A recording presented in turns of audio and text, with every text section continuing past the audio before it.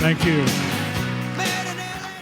There are not many of us left, we happy few, who 58 years ago were among 43 million people who voted for president for the junior senator from Arizona, Barry Goldwater. He was the junior senator because the senior senator, who had been a sheriff in Arizona Territory, was Carl Hayden. Now, it is said that Bill Goldwater lost because he lost 44 states. I think that's a small way of looking at this. As I have said, and the Governor Ducey has said, Goldwater actually won. It just took 16 years to count the votes. It was a constructive loss because Barry Goldwater won the future. He blazed the trail for a distinctive kind of Southwestern, get out of my way, leave me alone, I'm a free person out here, kind of conservatism that you now see embodied in the governorship of Doug Ducey.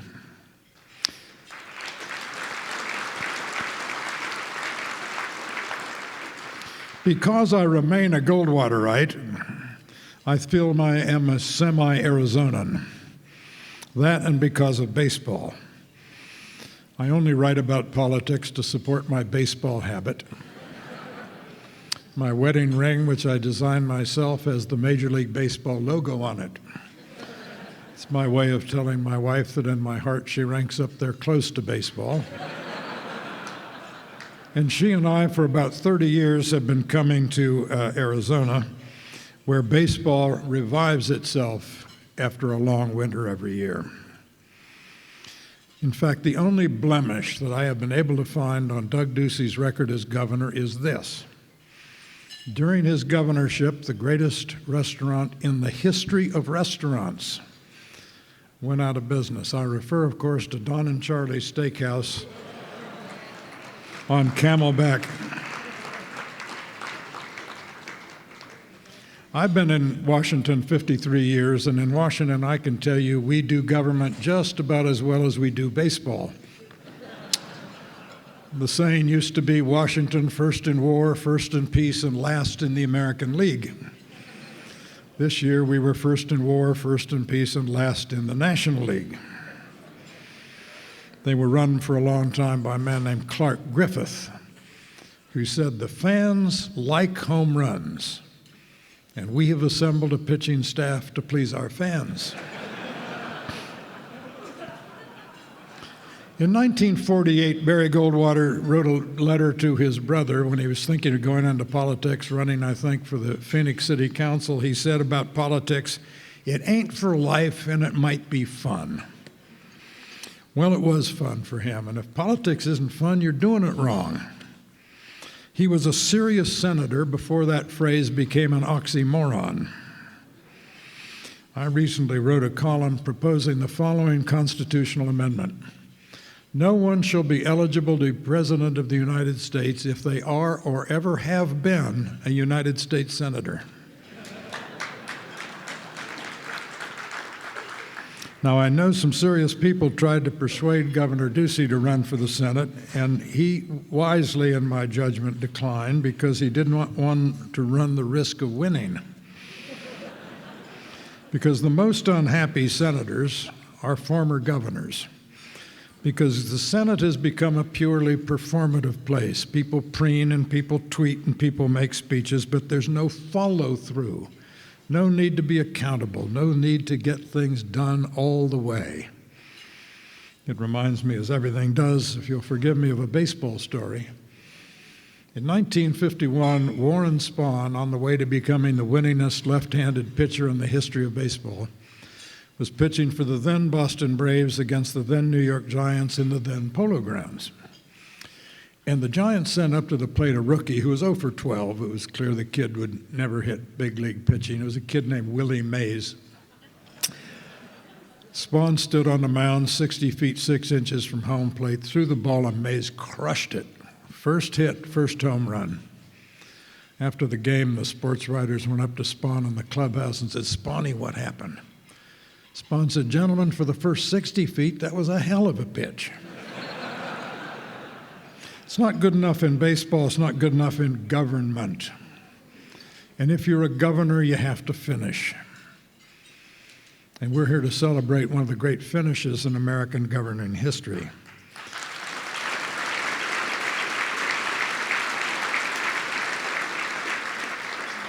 For many years, my best friend in Washington was Senator Daniel Patrick Moynihan of New York, four-term senator, good New Deal liberal. We disagreed about everything except our friendship.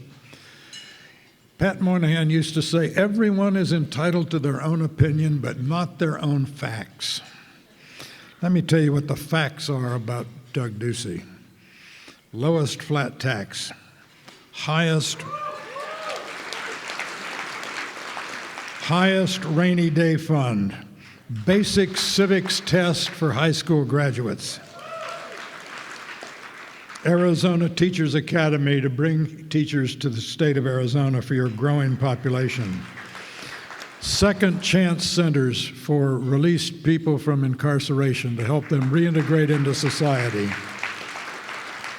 protecting girls' sports for, radical idea, girls,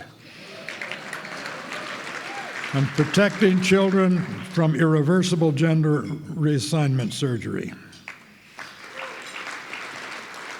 After the Great Fire of London, when the architect Christopher Wren rebuilt much of London with wonderful buildings and churches, his motto was said to be, if you seek Wren's monument, look around. Well, if you seek Doug Ducey's monument, look around and see some of the things you don't see also. You don't see 5,000 government jobs that have gone away at a time when Arizona's population was exploding.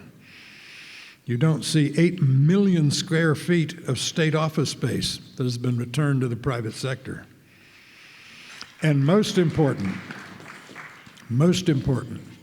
you see in Arizona a model for the future in the school choice program.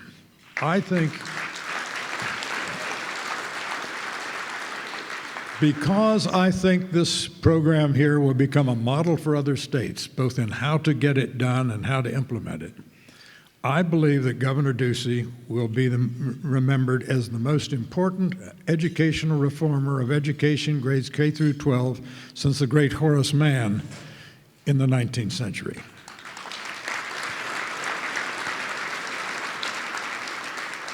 In one of his State of the State addresses, he said the following: 50 years ago, politicians stood in the schoolhouse door and wouldn't let minorities in.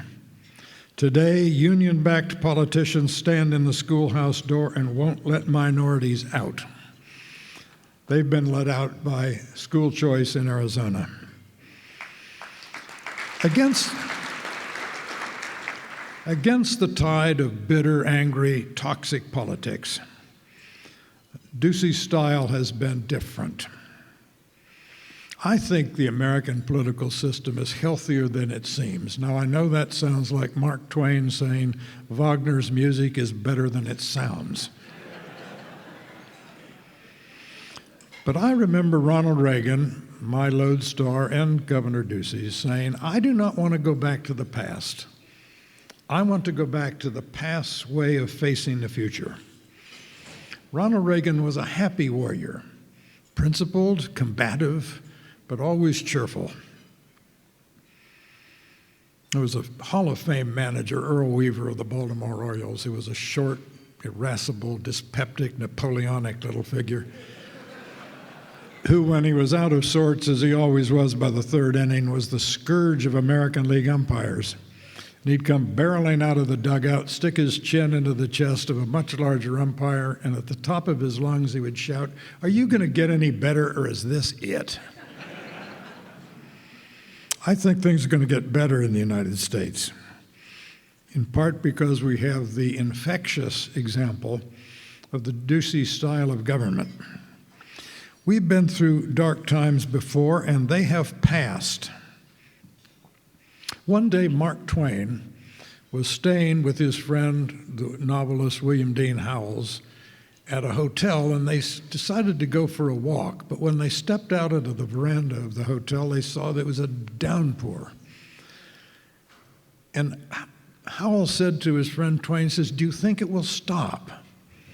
And Twain said, "Well, you know, it always has."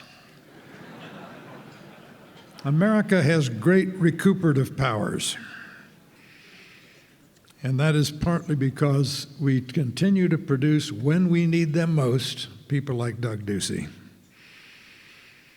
I would like to present to you now the 21st century's America's most successful governor and most successful 21st century elected official, Doug Ducey.